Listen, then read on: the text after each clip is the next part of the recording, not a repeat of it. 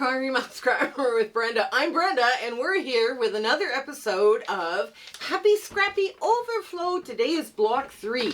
Now you're going to find this PDF in the show notes below, and I do have some cheats for you here, just in case, just to make your cutting a little bit easier and your piecing and everything else. So, but yeah, we're getting all excited about that. Now, let's talk about all the other stuff. You're going to find a whole bunch of stuff in that description box or the show notes, right? Just look for the more button and click on that, and it should open it all up. Now, let's do our shout outs. Krista from Krista Quilts and Mac from MA Couture Quilting are on our radar today. Both of these people have a very unique and fun voice when it comes to quilting, and they do all sorts of neat and interesting things, right? So this is something that you guys have got to go check them out. If you're into this, go check them out. Tell them that Brenda from Conquering Mount Scrapmore sent you. Also, we have make comments to them, thumbs up, share, like, subscribe, hit the hype bell on your cell phone. I believe it's your cell phone that you'll find the hype button, and hit the bell so you don't miss content, both for them and for us, because that would help our analytics drive and push our videos forward so we can give more quilters free fun patterns and sew-alongs and all the rest. We do 3 videos a week, and we just have a whole bunch of fun doing these fun different ideas that we come up with or come across, and we just have a blast. Our the next sew-along, Happy Scrappy Overflow, will be the disappearing pinwheel. Now that's the big purple and white quilt that's behind me. Every time it's behind me, people go, oh my goodness, what is that? That's what's coming up after Happy Scrappy Overflow. This one here is a 3-dimensional bow tie. Now I did leave a pattern in our in this, I can't remember what it's under, but just go 3D bow tie and it should put you right to that video. But this is a really fast, fun, easy quilt to do. Easy quilt to do. And this one, I have used every blue from realest pale blue to the deepest indigos, and we just had fun sewing it together. Now, let's see, we have a Facebook group, and we have a virtual sewing room hosted by Discord, and we have all sorts of fun community chats and fabric exchanges by country to keep postal costs down. And the admins said, please answer the questions, agree to the rules, because they're trying to keep the riffraff and scammers out. And if that's the one and only way they can do that is if you agree to the rules and have, agree to answer all the questions, then they kind of check you out too to make sure that you are a quilter. Also, I speak for free to quilting groups and quilting guilds, and we do our best to make the accommodation. This is my way of giving back to the quilting community, and we just have a blast. So if you need a speaker for your guild or group, either email me through the About tab, because that's where my email address is, or you can message me through the Facebook group directly. I'm a little faster at Facebook than I am at the email. Also, if you guys have shout outs, oh my goodness, I have gotten some amazing shout outs from you guys over the last few months asking for them. And again, send them to me by email through the About page, or message me directly through the Facebook group, because wow, you guys have really found some really cool and interesting quilters. Also, I'm involved with 2 challenges or collaborations this spring, summer, and fall. And the first one is the Quilter Circle Challenge. And what we do is we come up with a theme, and each one of us challenges each other as well as our viewers to this theme. What does the theme mean to you? So we've had so much fun doing this. I cannot believe the talented. I'm so lucky to be working with these people. This is awesome. We got Future Cat from New Zealand, Kelly from Kelly's Quilts Plus, Sam Elberts, Deb from Sewing with Debbie, Michelle from Bits and Pieces, and another Kelly from Silly Moon Quilting. And we're just having a ball. Just absolutely a ball. You guys got to go check this all out. Got to subscribe to all of us too if you want to don't want to miss any of the challenges, because we have some fun challenges coming up. The other challenge or collaboration I'm working on is with Handmade by Yang with Donna, and she's assembled a dream team of YouTubers to teach back to basic quilting techniques. And I was just like so thrilled when she said, oh, please come join us. I said, okay, well, let's do this. So we had so much fun with this. It was just awesome. It was one of those fun things that you don't regret doing. And yeah, the people that are doing that, it's good. Now, it is for beginners, but if you've been quilting for a while and you picked up some bad habits, this might also put you back on the right path, because there's some really good instructors there that teach basics, right? And sometimes we get, we do things the shortcut way, and it doesn't turn out always that great. So maybe we need to go back to some basics. We also have Zoom sew dates once a month, the first Saturday of every month, and we just have a blast on those sew dates. So if you want to come, put it down on the first Saturday of every month from 9 a.m. to 5 p.m. Mountain Standard Time, because I'm in Alberta, Canada, and we just have a blast. If you don't have anything to sew that day, bring your crocheting. It's fine. We're inclusive, not exclusive. So I think that's it. Yes, come on in. Let's get to the sewing of Happy Scrappy Overflow Block 3. Okay, and here we are at the sewing machine. And now, for some reason, my drawing program would not let me label this B1, but this is where I start, and this is where now I've got all this stuff here. I've got paper scissors to cut my pattern out. I've got all this other stuff, but what happens is you turn this over, and I've scored it with my tracing wheel along the line so I can feel this from behind and see it as well. I'm gonna hold it up. Hopefully you guys can see the little dots and the little lines through. Anyway, so now the first hit is 2 and 3/4. You want this 2 3/4 square. Now I know you can use glue if you'd like. Go ahead and use glue. I use pins because I have them. I have them right where I need them, right? So that's pretty much where we're at. We just use what we have on hand. And pins I can reuse and reuse and reuse. Now I do have glue sticks. I know they're somewhere in my sewing room. And right this very moment I can't get my hands on them. So now, sharp needle, shorten stitch length, very important. And I just hold my work in place for a bit, just to get that, to get that little knot. You want a little knot in that work, just like you put it out like a 1/4 inch away, right from where your seam is. I'll show you in a sec. So you start like a good fat 1/4 inch away from your seam, and you hold it so it goes up and down the same spot, and then you stitch across, and then you hold it again. Now what that's doing is creating itty bitty little knots that you can now work with. Now I go right across, and that better be teal. Yes it is, and this is a very big teal. Oh, I'll go this way. I'll go this way instead. It'll be fine. And once we've got the one sewn down, we can usually just pull out the fabric. Did it flip? No, it didn't. Okay. There we go. I hold it and then hold it there. Just like that. Just like that.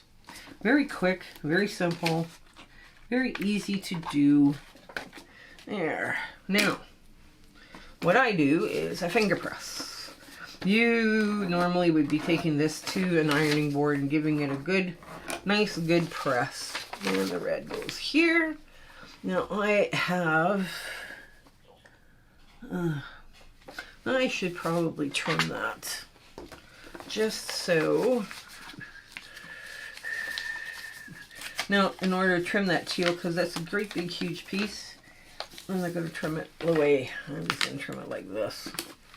Just a little bit out of the way. And put that back into the crumb bin, because the piece is big enough to do another couple of blocks. So red and brown are next. So I have everything all lined up here on my pile the way it's supposed to go, but you can do whatever. Now, this was supposed to be a string project, and yes, you're allowed to use your crumbs. You're allowed to go into your crumbs and play and use and whatever at any time. There's no saying that you can't. Now see, doesn't that look perfect? That's 2 3/4 inch square. There's all I'm trimming off now is little threads. Like just wisps of threads. That's perfect, right? So Let's get the red on here now, and we're gonna just center that the best we can. And then we're gonna slide this under. Oops, come on. Okay, grab that, there we go. Just slide it under. I had to get Mom's sewing machine out, and I'm always amazed at the different voices my 301As have. I just like, Mom's is the quietest. This black one here is my mom's, or was my mom's. It's now mine, I guess. And I just find it very soothing to sew with because it is such a quiet little machine, you know. So, and the brown goes on next. Yeah, they're all oversized, but that's okay. There. There we go. Nice. Now,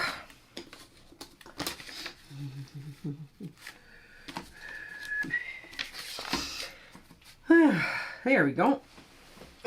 Into the pet bed with the little cut off. Now what I did is I put a round of low volume, right, like this, around after, because I just felt if I kept adding more and more color, it was going to get very dark. And I thought, no, we don't want to do that. We want it very light and happy. So we want a lot of area that you could play with. Now I'm going to put this back into our bin. But this can go into the pet bed. This is too small. And go on the other side just to get stuff that you can clean up very quickly.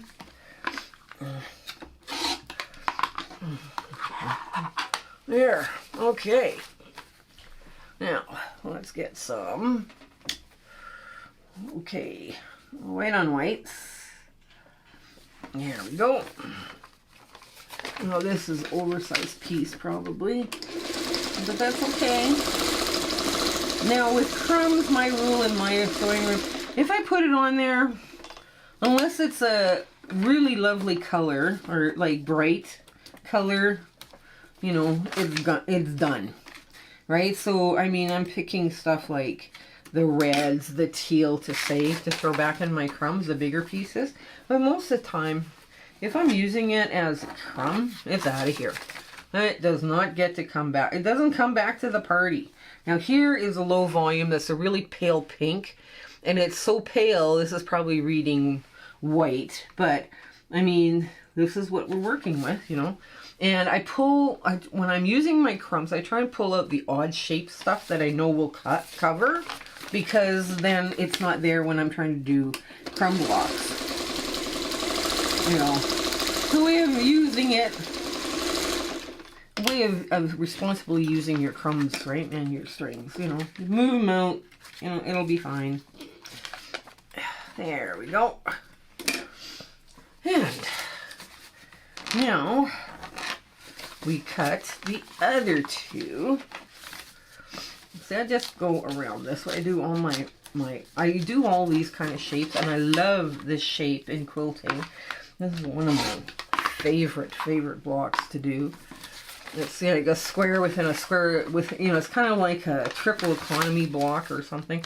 I'm not sure what they call this, but it's that lovely, you know, you can either make it very dark or very happy or, you know, very bright. You know, it's very versatile. You can throw any color at it too, right? So, anyways, let's get this one with words next.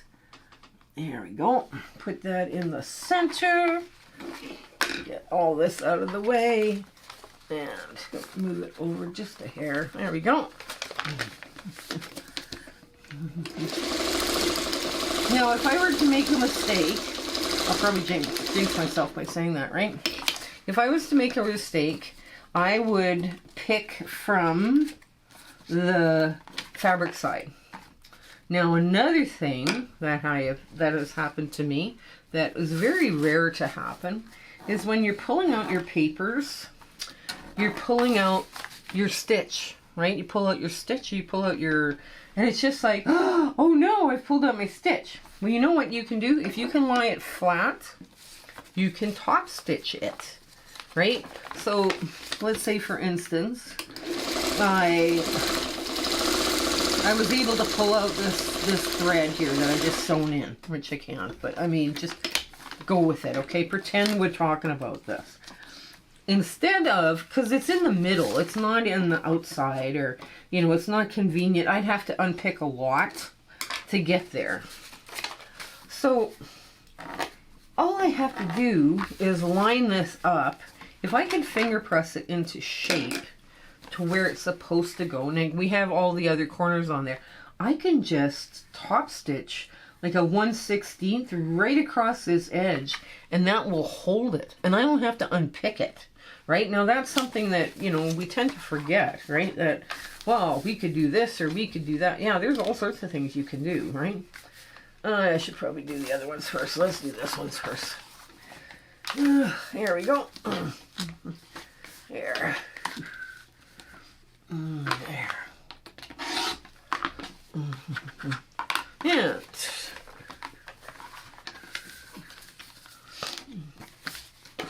And here we go, and we'll put yellow on first.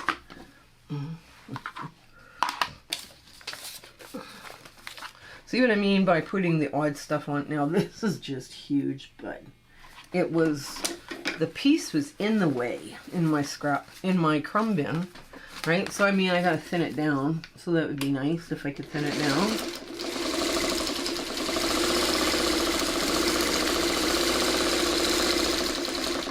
There we go.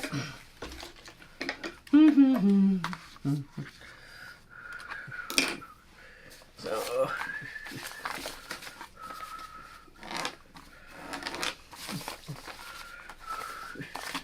I don't have a purple, but I have a green, and this is just massive. This is ridiculously large, so I'm going to cut out a rectangle first. There. That can go back into the crumb bin. We're good. We're good with it being out and about. Alright. There we go.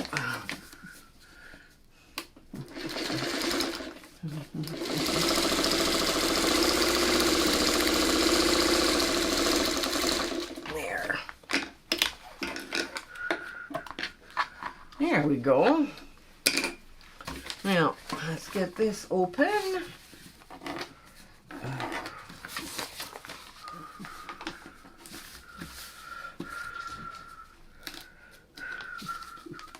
There we go. There. Now, with this, you want to cut, there we go. You're going to cut off all these weird edges. There, just like so. There.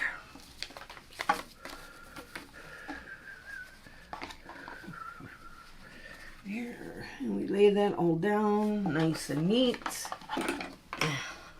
Get that out of the way.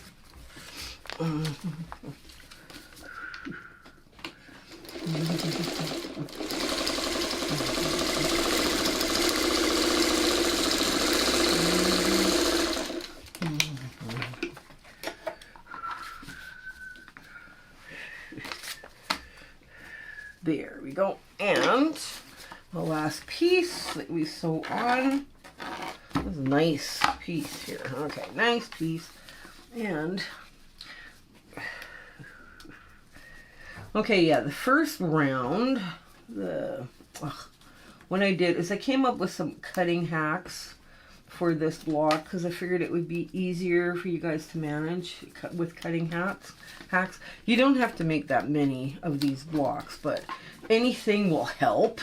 any time savers, those will all help, right? There we go. There. Okay, now we put on this. There we go. Just line it up. Push it under. Okay, that's not up. That needle needs to be up.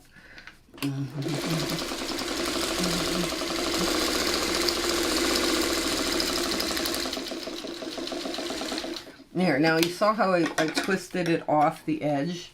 So I'm just because I don't want to be dealing with a bunch of stuff. Now I can put my stay stitching in right now. And I think that's what I'm going to do. Because those pieces are pretty big. So you stay stitch in the seam allowance. Right, this is 6.5 inch block.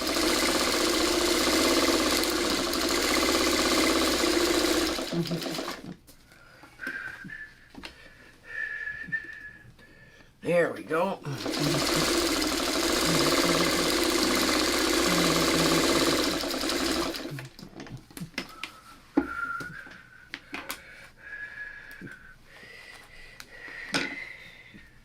There, put that down.